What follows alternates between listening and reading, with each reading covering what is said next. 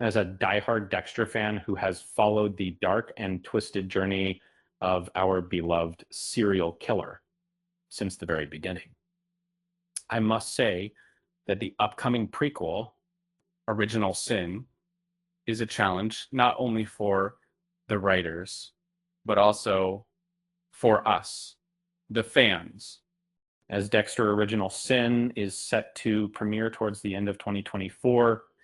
The prequel series must navigate several potential pitfalls in order to surpass its predecessor program, and the New Blood miniseries, not despite the fact that very few actors from the original Dexter cast are returning.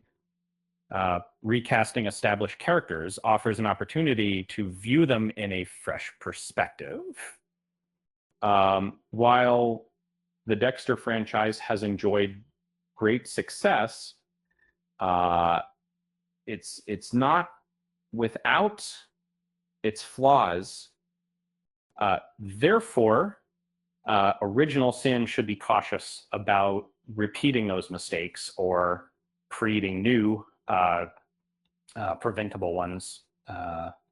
As a seasoned movie critic, I must say that while the cast of Dexter Original Sin predominantly consists of newcomers to the franchise, Michael C. Hall's role as the narrator provides a comforting thread of continuity, linking the three shows, having portrayed Dexter Morgan since the first series debuted in 2006, albeit with occasional breaks during the transition between Dexter and New Blood.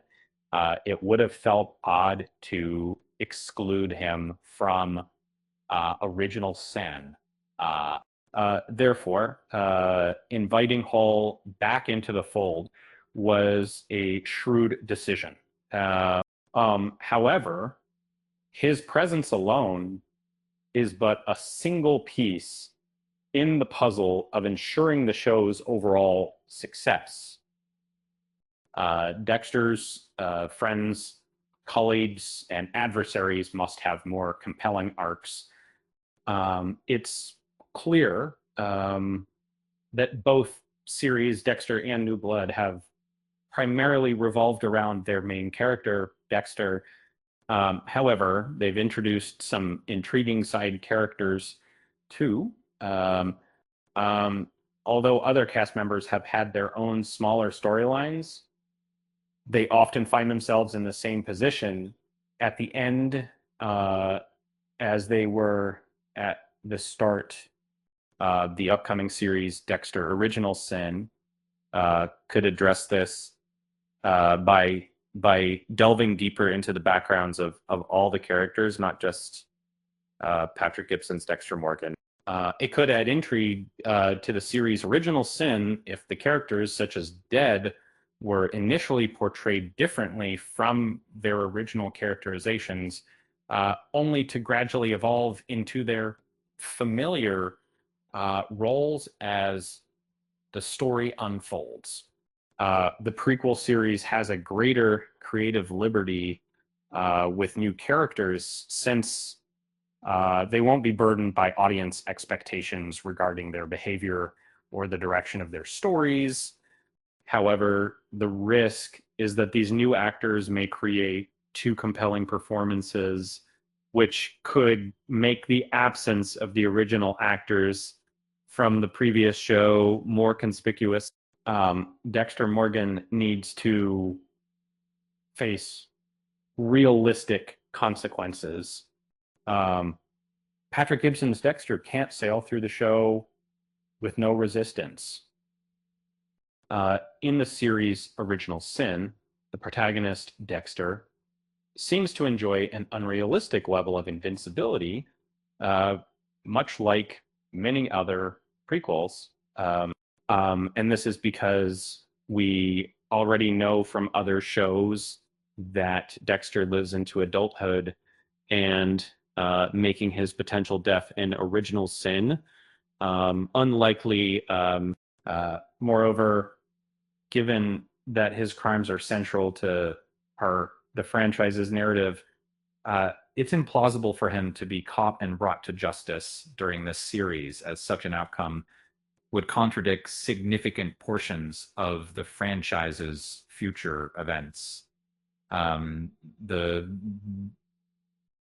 since Dexter's future is meticulously laid out, Original Sin must devise an appealing and thrilling scenario in which Dexter is at risk to keep the story captivating.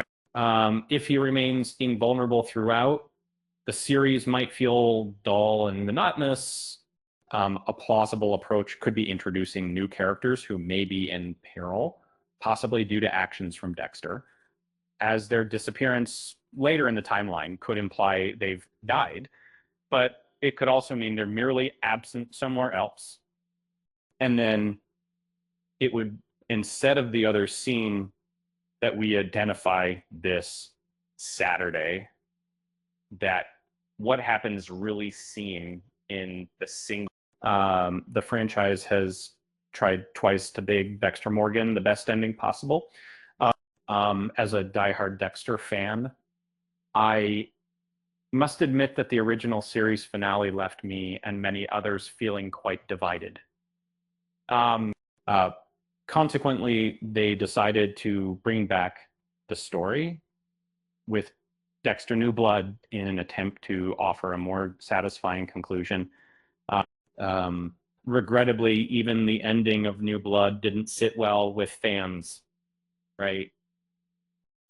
In essence, the Dexter franchise has never had an ending that we all felt was adequate, despite Original Sin being set at a different point in the timeline and unable to officially close the story. It can still provide a final episode that could change the series' less than stellar finish. There's uncertainty about how many seasons of Original Sin will be produced, given the strong performance of its predecessors. It's likely that more episodes will follow from the single season currently available. Yet there's always a chance the series might not succeed, and the initial set of episodes could become a lasting symbol of its failure. If this happens, the endings of Dexter and New Blood would seem superior by contrast simply because they both had definitive conclusions. Dexter Morgan can't have a love interest in the original Sin or the original Sin. Rita needs to remain as the first woman Dexter loved.